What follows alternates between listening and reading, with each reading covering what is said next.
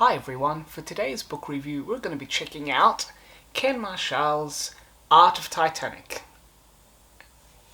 It's a big book! A couple of weeks ago I had a review of Ken Marshall's Inside the Titanic. And one of the viewers prompted to review Ken Marshall's Art of Titanic. So here we go. And I'm glad that they did, because I forgot just how beautifully illustrated this book is. Ken Marshall's Art of Titanic begins with an introduction by James Cameron. And to put this book into context, it came out in 1998, rather it was published in 1998, on the back of the success of the movie, which is now crazily 25 years old. And also just after another Ken Marshall project called Lost Liners, which was a book dedicated to lost liners and had some of his paintings that were not Titanic related. Anyway, this book begins by putting Ken Marshall's life and his early works into context. We learn about his early interest in the Titanic. His first painting of that ship was at age 16, which you can see here, and he submitted it into an art competition, and the judges, clearly clueless, decided that it was too realistic and therefore not art. In his teenage years and in his young adulthood, Ken refined his Titanic paintings, and we learned that his first cruise was on Sidmar Line's Fairseas, a converted aircraft carrier XC3 combo ship that ended up being primarily a migrant ship to Australia. But they managed to catch a cruise at the end of its career, as it was beginning to be a cruise ship. Unfortunately, the Fairseas suffered an engine fire in 1969 and was scrapped. Although it's just fun to think that the conditions on board the Fairseas are indeed light years away from what first class would have been on the Titanic. Steerage, different story. Anyway, since then, Ken became a matte artist painter, which, before the days of CGI, if you needed extra backgrounds or extensions, visual extensions of scenes, you used matte painting, M-A-T-T-E. And what came as a surprise to me is that Ken and James Cameron worked together previously. Ken ended up doing one of the final shots involving clouds and a road for the Terminator. So they had a collaboration even before Titanic began.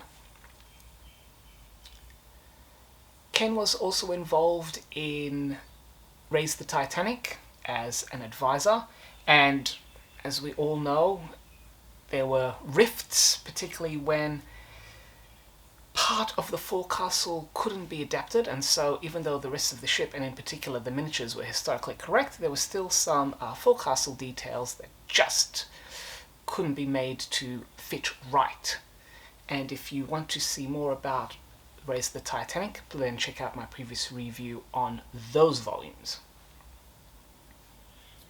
The section about Ken's life and career ends with his contribution to the movie Titanic, and his paintings and his fondness for taking voyages, and in particular traveling on the QE2. That is the first part of the book. The second part is then divided into themed chapters relating to the Titanic, and as we progress through each chapters, we get a selection of his beautiful masterpieces, which you are no doubt seeing up here in the corner. But this isn't just a book about how beautiful his paintings are. There are sections discussing how the paintings are created, and not just that, but hints and tips for the budding artist to be aware of. How to manipulate light and shade, how to frame a subject so that you can evoke particular emotions. It is these intangibles that create a masterpiece and leave a mark on the viewer's memory. It's no coincidence that these beautiful paintings essentially inspired James Cameron to film Titanic. And as no doubt you can see, there are literal scenes that have been taken exactly from Ken Marshall's paintings. After progressing through each chapter, the voyage, the sinking, the wreck, and the discovery, what is tantalizing is that there is a final chapter showing some of his other maritime subjects. So he has done, particularly through the book Lost Liners, but he has done paintings for the Normandy, for the Lusitania, which is incredibly graphic. And one of my favorites as well is the Andrea Doria. While Ken Marshall will forever be remembered as the Titanic artist, it should also be pointed out that his works regarding other subjects are incredible.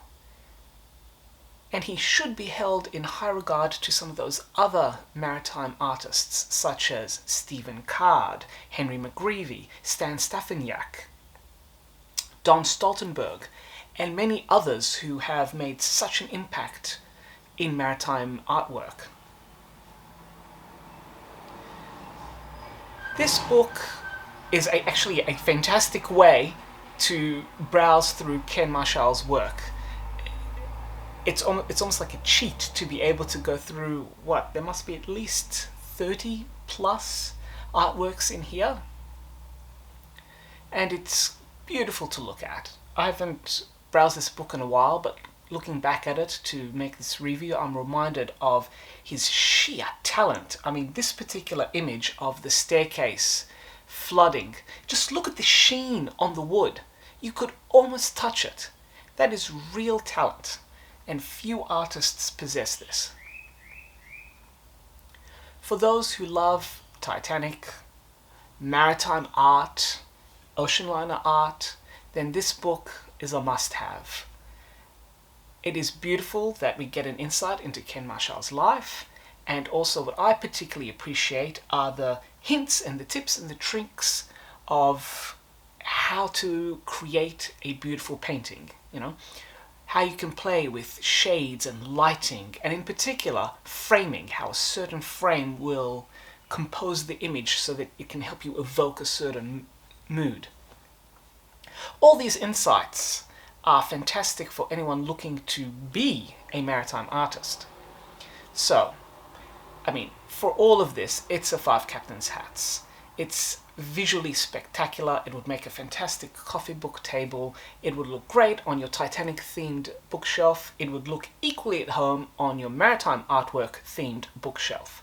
So, 5 captain's hats, do check it out. Ken Marshall's Art of Titanic. And if there are any other nautical themed, maritime themed, art themed subjects that you would like to be discussed, let me know in the comments below. So, until next time, enjoy and happy reading, everyone.